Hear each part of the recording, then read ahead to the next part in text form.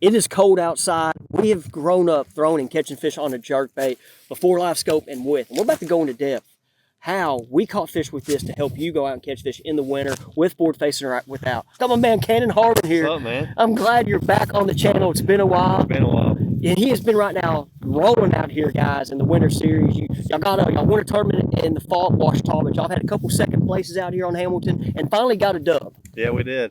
It's been a little bit. We've been close several times, but finally got one. Yeah, finally got one out. The jerkbait was a player, but guys, let's go ahead right into the jerkbait. So I remember when you were in 10th grade and I was coaching you, teaching you at Haskell Harmony Grove, we did some trips at Ouachita.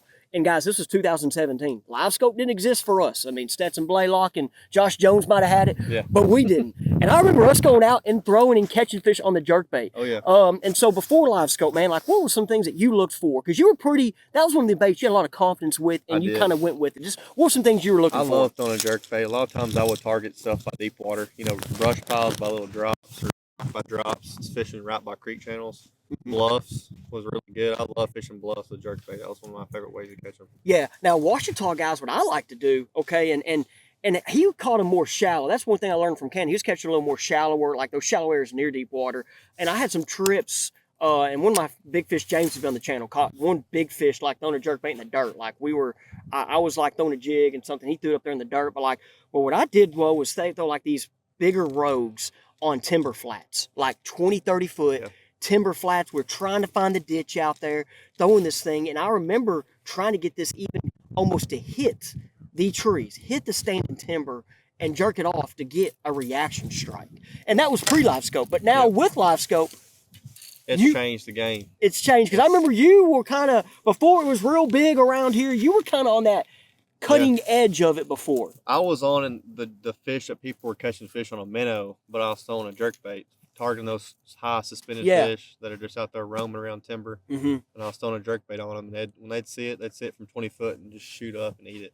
And I mean, it was absolutely insane before everybody kind of got on it. Before everybody kind of got I remember Cannon calling me. I was down there in Southwest Arkansas. He's like, hey, man, like in between these spots, I'm just kind of going through here and seeing a fish and throwing this thing. And I'm like, it's that easy? Yeah, it was for a little while. And it was for a while. Yeah. It was. But now, guys, everybody, I think a lot of anglers are going to go with the jerkbait. And one thing I think that's going to come back, we're going to talk about retrieves.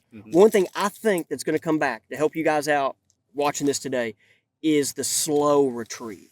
Yep. So we've seen a lot of guys twitch this thing fast. I remember Hank Cherry, Bassmaster Classic, twitching it fast around docks, pre-Livescope days. And I was like, man, I never twitched it that fast. Like, I never worked it that fast, and I missed on that until Livescope. Yep. But I always, like, and I showed them guys, and even Briar, who's been on the channel, was like, dude, Jimmy, I remember you taking us out, letting this thing sit for a minute or two. And that's hard for us to do at Livescope. It is.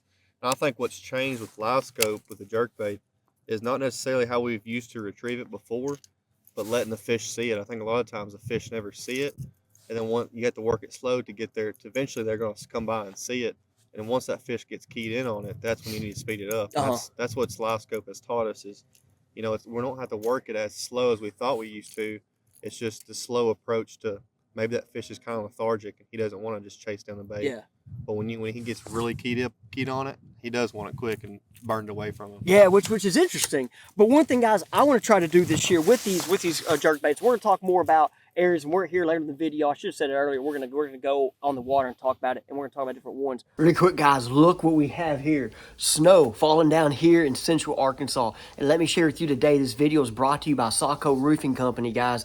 Here in central Arkansas, where I'm at right now, we're about to have a big snow. And guys, if you've not had your roof replaced recently in the past couple years, and let's say you have effects you think from the snow we're about to get or other storms in the past years that we've had, guys, give Saco a call. Okay, I'm going to put their information down in the description. Right now, they have still a winter special, a little holiday special that's extending into January. Okay, you're going to get free roof inspections, quotes, all that good stuff, guys. One thing I'm going to say about Saco Roofing Company, the owners behind it, a family business. They love to fish, okay, guys? Why not support someone that likes to fish in another avenue outside of fishing? But, guys, they're a blue-collar family, and that's what I love is the blue-collar, hard-working families, and I appreciate Saco being a part of the Fishing Coach YouTube channel, guys. Now, hey, let's get back to this video. But, guys, I want to get back to doing that slow pause retrieve. Do you know, if it's a brush pile and you don't see fish in it, jerk, let that thing slowly rise. Or if it's a grass edge, Lake Washita. I remember one of the biggest bags I've been a part of at Lake Washita was in March. And there was no grass on this end of the lake, but there was rock and timber. And one of my bigger fish of the day actually came off letting that jerkbait sit for like over a minute. Like I looked at my phone, pulled up Facebook, drank a cup of coffee. Next thing you know, he's on there. And it's crazy how that used to happen. Yeah. And now we're over here staring at this dude, just kind of all getting messed up. But Cannon, on the rod, okay, I want to talk about rods real quick because I've gone through different rods. Mm-hmm. What size rod and action do you prefer? This is a 7-footer. I actually it's a 6'11". 6'11". I like those smaller rods. I like the 6 to 10, 6 to 11 foot rods, something shorter. Because I'm not really a tall guy, so I like to be able to twitch down and not be, hitting the water with the long rod. And I think it's easier on you for twitching the bait too. But this is like a medium. Medium is what it is. Medium fast, and it's got a good load in it. Whenever you set the hook on the treble hooks. And it doesn't let those fish get off. He made a good point right there. And that's what I was going to share, but he just made the point. So now you're going to get to hear it again. The shorter rod. So I had a 6'9", Denali Lithium Pro. I think at one time my wife got me for a gift. It was wonderful. But I didn't like the 6'9" because I couldn't cast it far. And now pre-Livescope, I loved it because I wasn't watching right now. When Livescope, I couldn't cast as far as I wanted to, and I was trying to get away from fish. So then I went to a longer rod. But then the twitching, I started twitching that thing on the water, and I wasn't just fishing it as good. And then now that I'm with Level, they sent me the 6'10" medium lights, what Hank Cherry throws. If y'all know Hank Cherry's a jerkbait specialist. Yeah. And I like the shorter rod. I might not get that cast, but it helps so much with the action. And I'd rather get more action than worry about getting the cast length. Absolutely. Now, on jerkbaits, we got a bunch of jerkbaits here. This right here, guys, is one little sleeper. This is the old Perfect 10 Rogue, Rattling Rogue right here. What do you have on right there? Mega Bass, Vision 110, yep. +1. And guys, I have a couple right here that I throw, and I want to talk about why different brands is important. This right here is this is the Spro Mike McClellan stick. It's the deeper one. I have a shallower one right here, but I got a story here in a minute. And we're going to talk about modifications in another video. This is the 6" Provoke. You see I have a weight right there. We're not going to talk about modification. We might on the water here in a minute, but we're not going to go on modifications yet. If y'all like that, leave us a comment down there in the description, okay? But here's the 6" one, and then you've talked about the Mega Bass. But guys, I'm going to share real quick and then him kind of talk on it. There's a trip, an offshore lesson trip I did this last February where I threw Mega Bass. I threw the Spro. My client had the 6" one on, and my client was kicking my butt. I mean, and I'm talking guys like, and now our lakes, they like the Mega Bass. Yep. Okay, you watch Johnny Schultz fish the moment, you watch Mega Bass, we all know is good. We all know Ben Milliken would throw this, and I've seen him have other ones on the deck too. But there was a trip where literally the guy with me had a 6" one on. Every fish he threw out, he was catching. I would throw the Mega Bass on, wouldn't he? Throw the Spro one on, wouldn't he? And I was getting frustrated, but there was a day, something about that 6" one. Have you, Cannon, had experience where you've changed and all of a sudden it's been like the light switch? Yes. That Berkeley Stunner, I don't think we have one here to talk about. Yeah, the Berkeley Stunner is another one. Berkeley Stunner is one that I've seen. You go from throwing the Mega Bass, and they're not very different. I mean, it's just small differences, and I've seen it make a big difference, especially in dirtier water. Yeah. Okay, now guys, we're about to go on the water real quick and do some action. One thing I'm going to say is like I'm going to give it a tip. Team tip. On the water trips all the time, I get questions. How do you do the forward facing with two guys in the boat on a team? Like with the situation. And here's the situation I'm just going to share. So Cannon's up here on the trolling motor. If he's running the trolling motor, your partner, let him look at the Livescope and potentially do his thing. You both don't got to be up there like butt buddying on top of each other looking at it, okay? What I would do in this situation, okay, is as he's up there working it, I'm going to throw either near the area or throw around. So like right up here, we're just looking at a brush pile. I know where he's throwing at the brush pile. I'm paying attention to that. If I see him throw, I'm going to throw then 10 feet to the left or 15 feet to the right or whatever it is, and then I'm going to work my jerkbait. I'm going to do a different cadence than he is. So that's just one little on-the-water tip right there is you don't got to be doing the same thing or throwing at the same piece of cover exactly or the same single fish. I'm going to throw because there's fish so many different areas around here as I've learned with the forward face or not, but some of your better teams are not both just trying to throw at the same fish. Your guy in the back of the boat could be swimming a jig, but if you're both up here at the jerkbait, switch up the cadence, switch up what you're throwing at. And let's go now get up here on the chest footage. Yeah, the wind's gusting today, bad. May not be able to tell on the camera because we're kind of out of it, but.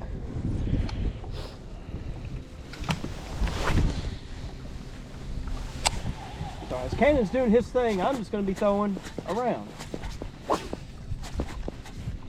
So do you prefer sunny days or cloudy days? Honestly, sunny. I found they feed up better when it's sunny for some reason.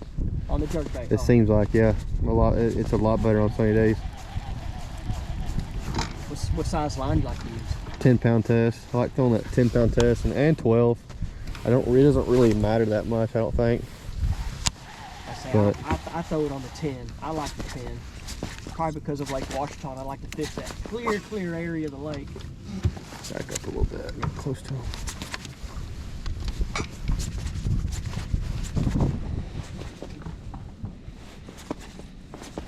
Right over it. Oh, I'm right over it? Yep. See, there you go. There's another one, guys. Like, I'm not even looking at this thing. I'm just kumbaya fishing. And your guy up there with the...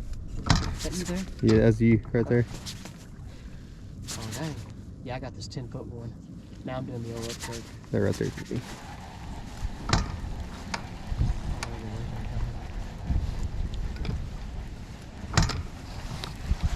All right, now on the jerk, you've had a lot of years experience with it. Like, how's your hands? Are you holding that thing tight, real tight? Or are you Pretty kind of loose. Yeah, I'm not really just trying to grip it like I'm throwing a trap or something. Yeah, there you go.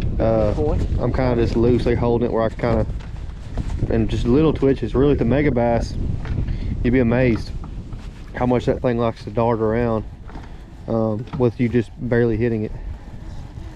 Now that different jerk baits are different though. Like, you know, you throw your stunnas or your 6 cents, you kind of have to jerk them pretty hard. For the mega bass, I mean, you just barely twitch it.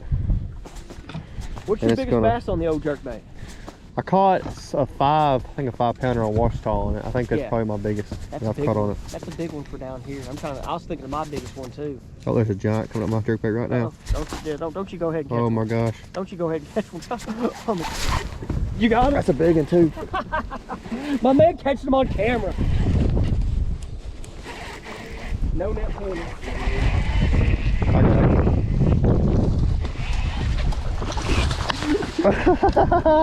Let's go. No way. Mega bass in the face. My man just said, let's put this thing on camera. Let's go. Look at that fish. Mega bass in the face. Look at that. Boom. Go. That is awesome. My man. Jerkbait while filming. Guys, y'all don't know how hard that is to come out and make some content and get it done. We had to come out of the wind. Yeah. To kind of get some good audio because the whole lake is windy today. Yeah. Come out here, caught a good 3¼ pound bass on a jerkbait in the wintertime. We're gonna get better than that. Guys, like I said, we only picked this to get out of the wind for filming. Like, we didn't say, oh, this is a secret spot or anything.